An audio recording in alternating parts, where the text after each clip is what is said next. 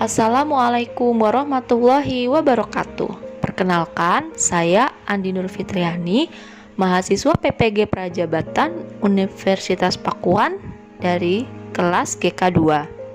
Pada kesempatan kali ini, saya akan merefleksikan topik 2 mata kuliah Perspektif Sosiokultural dalam Pendidikan tentang konsep dasar perspektif sosiokultural dalam pendidikan.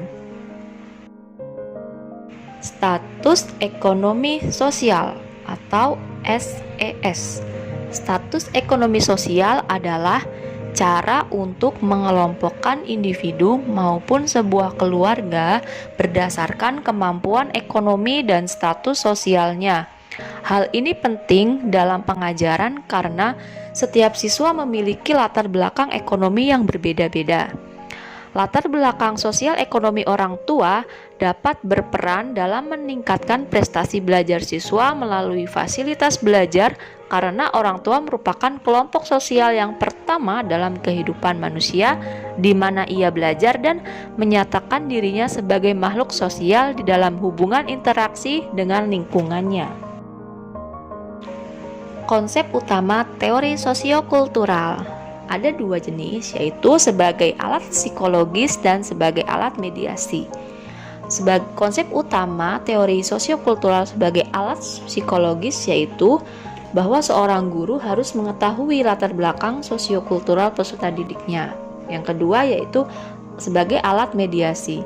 Konsep utama sosiokultural sebagai alat mediasi yaitu setelah guru mengetahui latar belakang peserta didik, guru dapat melakukan mediasi sesuai dengan latar belakang peserta didik untuk memfasilitasi pengembangan potensi peserta didiknya.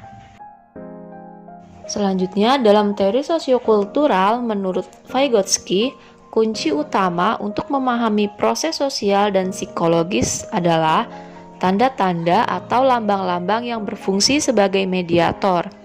Tanda-tanda atau lambang-lambang tersebut merupakan produk dari lingkungan sosiokultural di mana seseorang berada. Semua proses psikologis yang khas manusiawi dimediasikan dengan alat psikologis berupa bahasa dan lambang atau semiotika. Dalam kegiatan pembelajaran, anak dibimbing oleh orang dewasa atau teman sebaya yang lebih kompeten. Ada 3 poin penting dalam topik bahasan kali ini. Yang pertama itu status ekonomi sosial. Status ekonomi sosial dapat mempengaruhi peserta didik dalam proses pembelajaran. Guru harus memahami keadaan setiap peserta didik dan memberi motivasi belajar. Kemampuan sosial ekonomi merupakan latar belakang pencapaian posisi sosial yang dapat mempengaruhi keberhasilan belajar anak di sekolah. Lalu yang kedua, sosiokultural. Pentingnya seorang guru memahami sosiokultural peserta didiknya karena keadaan setiap peserta didik itu berbeda-beda. Nah, sebagai guru, tidak bisa membeda-bedakan peserta didik berdasarkan sosial ekonomi mereka karena setiap anak memiliki hak yang sama untuk mendapatkan pendidikan.